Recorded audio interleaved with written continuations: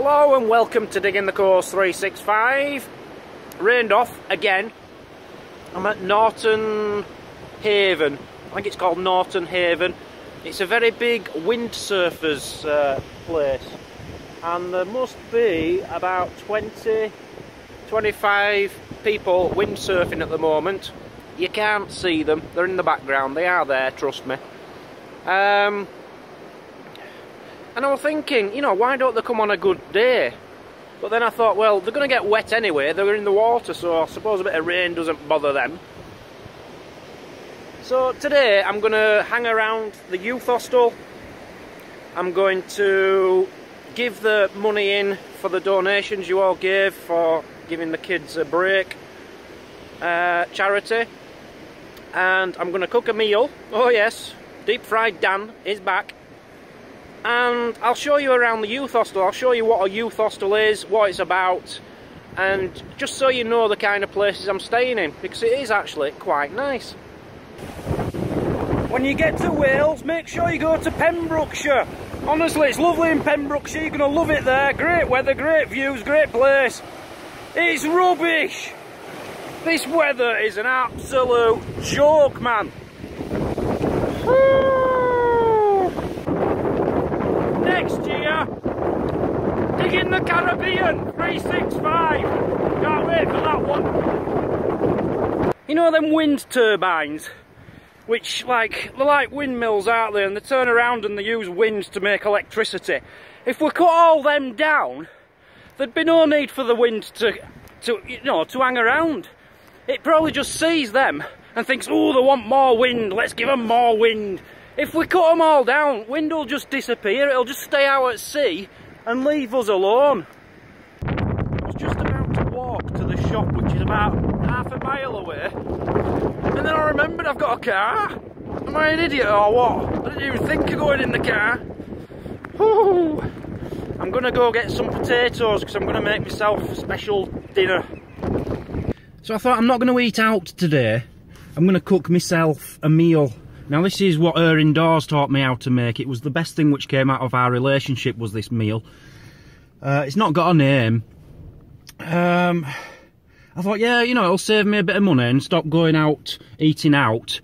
£28.50. £28.50 for the ingredients. But on the plus side, there's going to be enough food to feed me for like 3 or 4 days. So it'll work out okay in the end.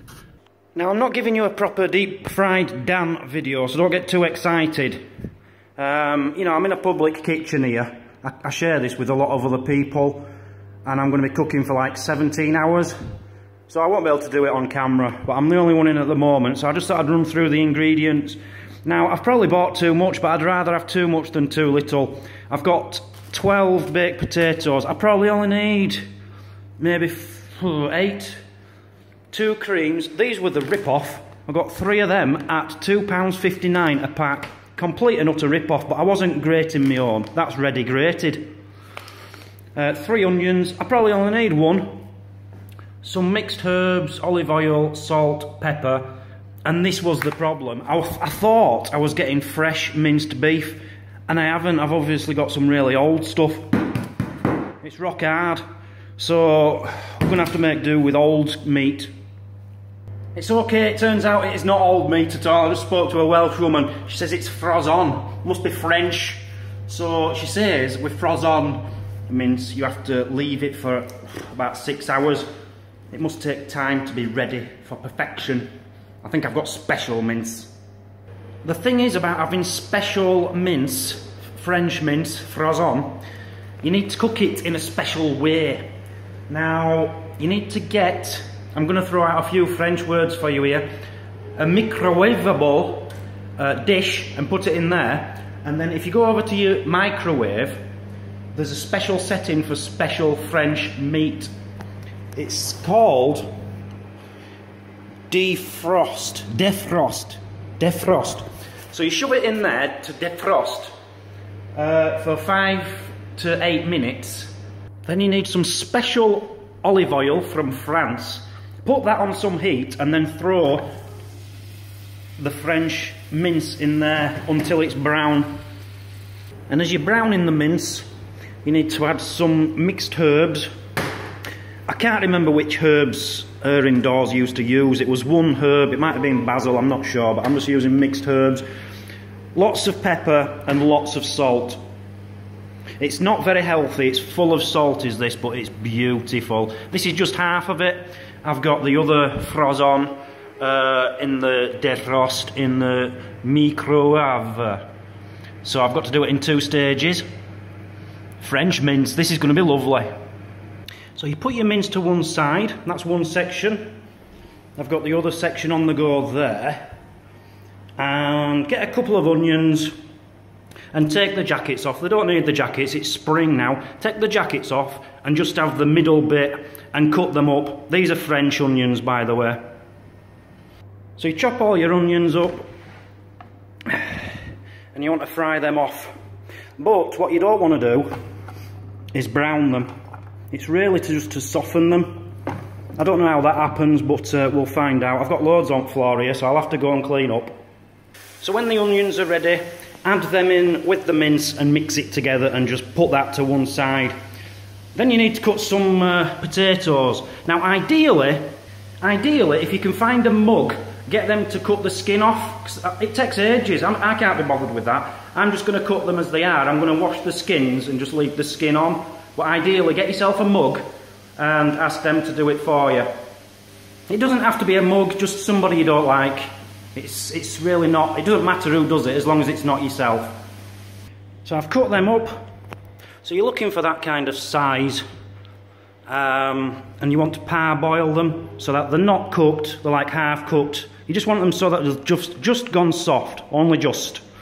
So now I'm going to get the onion and I'm going to mix that in with the beef in here and just leave that to stand until the potatoes are ready.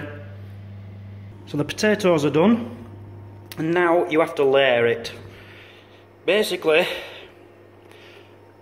one layer of meat and onion, one layer of potatoes, salt and pepper and a few more herbs, and then cheese, and then cream, and then repeat.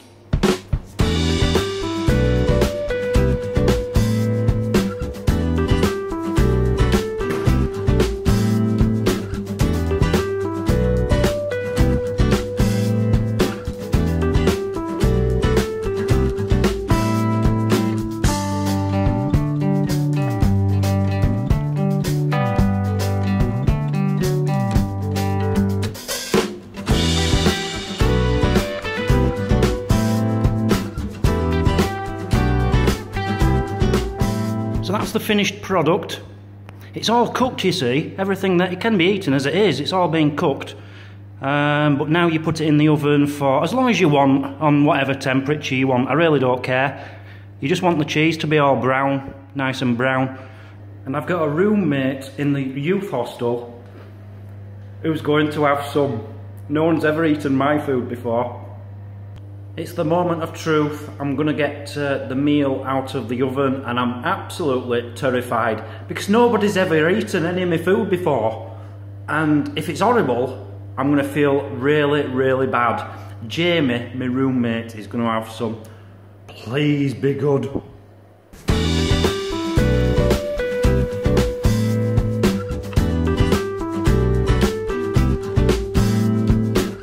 Okay, I've made it.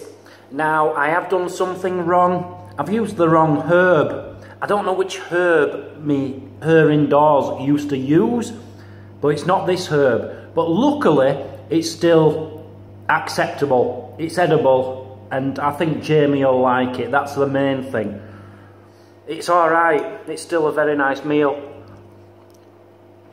It really is. It's really nice, so I'm proud of myself and I can feed Jamie, my roommate, so I'm happy. So that's how to cook. There you go. That's how to cook a beautiful meal in a youth hostel. The good thing about youth hostels, you see, is you get a massive kitchen and you get all the pans and everything you could possibly need to make a nice meal. And I have. I don't think you'll die.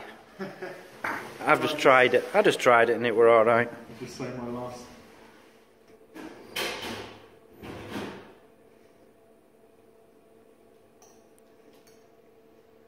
I'll just show you around a hostel, show you what a hostel is. So this is the kitchen.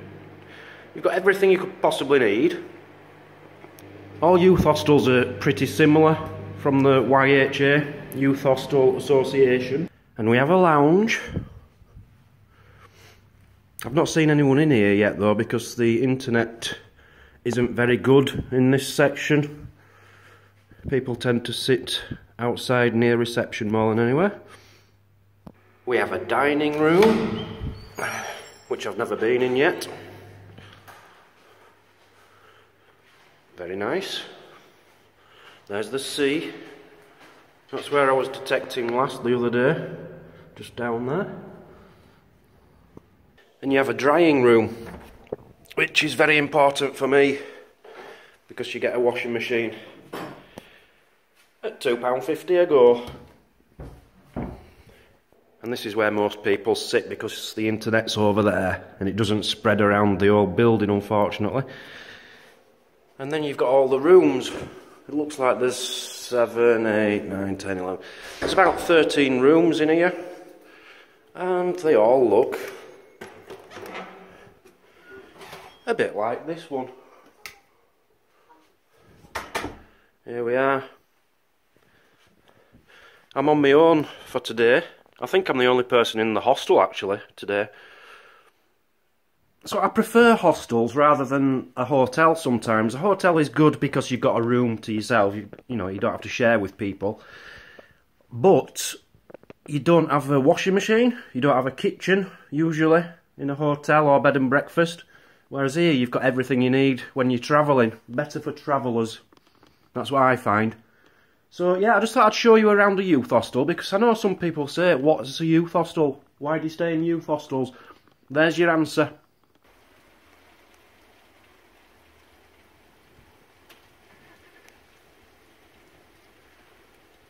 Right, I've finally got the lady here who I wanted to be here. It's Susan at the youth hostel.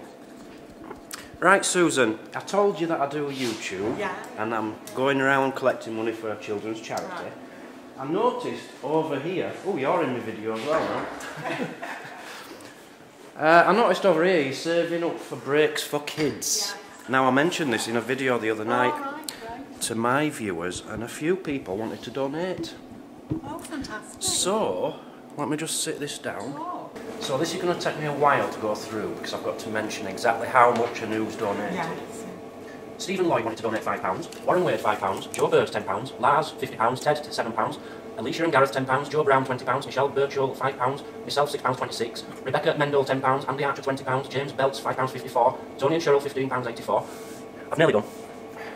Paul Lister £5, Edward Kissack £10, James Hills £5, Robert Hewlett £9.36, Sharon Clearley £50, John Anderson £7.10, Alan Roach £5.14, Michael Azarola £10, Kelly Marks £19.80, Joseph Krause £9.36, Paul Marland £5, Andy Archer £20, Brian Churchill £3.96, Gerald Fryer £10, Simon Hackett £5, Ken Lynch £10, Marcel Lee £10, and Mazzy £50. So we've raised some money for you. Fantastic. 20, 40, 60, 80, 100, 20, 40, 60, 80, 200, 20, 40, 60, 80, 300, 20, 40, 60, 80. £400 for your charity there. That is fantastic, thank you. It's very good, isn't it? Well, it's not me, it's them. I know, well, thank you for telling them. And that's more than, well, we did a lot of fundraising all year to get 300 and whatever, which was quite very good for a hostel. That means then that children who couldn't go on school trips, residentials, can now go because the schools can't always subsidise it, or other children. Exactly. So, if I've missed anybody out there, please let me know, but I think I've done it right. I've gone through all the donations. I think I've got the amount right. But thank you very much, everyone. We've never had that happen before, and I suspect at any hostel that hasn't happened. So I'll be doing an article in our Connect magazine.